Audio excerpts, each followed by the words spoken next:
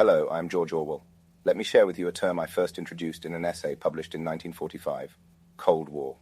It describes a state of perpetual tension and hostility between major powers that stops short of open warfare, a battle fought with influence, ideology, and proxy conflicts, rather than direct confrontation.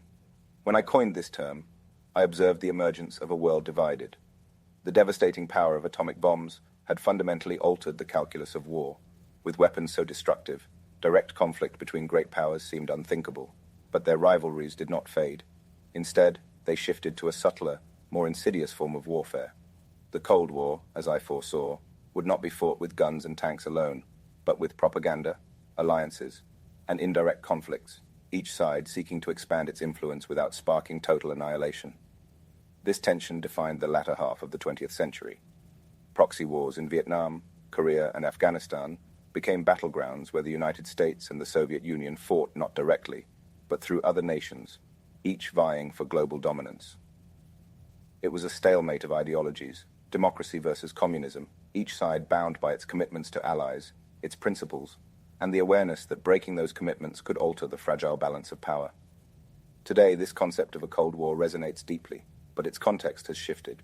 Let us consider Ukraine, a nation at the heart of modern geopolitics. In 1994, Ukraine gave up its nuclear arsenal, the third largest in the world, in exchange for security assurances under the Budapest Memorandum. The United States, the United Kingdom, and Russia pledged to respect Ukraine's sovereignty and protect it from aggression. Yet in 2014 and again in 2022, Russia violated these assurances, first annexing Crimea and later launching a full-scale invasion. What makes this moment particularly striking is the role of the United States. Historically, United States presidents, regardless of political party, honored commitments to allies, recognizing that national honor and global stability depended on it. But for the first time, this principle is under threat. During Trump's administration, rhetoric and policies often aligned more closely with adversaries like Russia than with traditional allies. Trump's questioning of NATO, his withholding of military aid to Ukraine for political leverage, and his apparent admiration for authoritarian figures created a rupture in the U.S. commitment to its global role. This shift has emboldened adversaries like Russia. When the United States hesitates or wavers in its promises, it signals to allies and foes alike that the once reliable foundation of United States foreign policy is no longer assured. This uncertainty undermines not just the current conflict, but the entire world order built after World War II, a framework where the United States served as a guarantor of stability and peace. Nowhere is this more evident than in the current proxy war in Ukraine.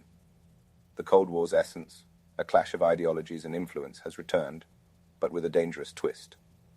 For the first time, Russia finds potential allies within the United States executive branch and segments of the Republican Party. This internal division weakens the American position, not just in Ukraine, but across all global theaters, where allies depend on U.S. leadership. If this trajectory continues, the consequences will be profound. Allies who once relied on the U.S. to uphold its promises may seek new partners or adopt isolationist stances. Adversaries will grow bolder, exploiting the cracks in American resolve. The Cold War, which once ended with the Soviet Union's collapse, may yet be redefined, this time with Russia gaining the upper hand, not through strength, but through the erosion of U.S. credibility. But there is still time to change course. The United States must reaffirm its commitments, stand by its allies, and recognize that the world order depends on its consistency and leadership. The principles of democracy, freedom, and cooperation are not just ideals. They are the weapons with which this new Cold War can still be won. For more insights into how misinformation and shifting alliances are shaping today's conflicts, visit information-warfare.com. Together, we can confront these challenges and ensure that the values of integrity and unity prevail. Thank you.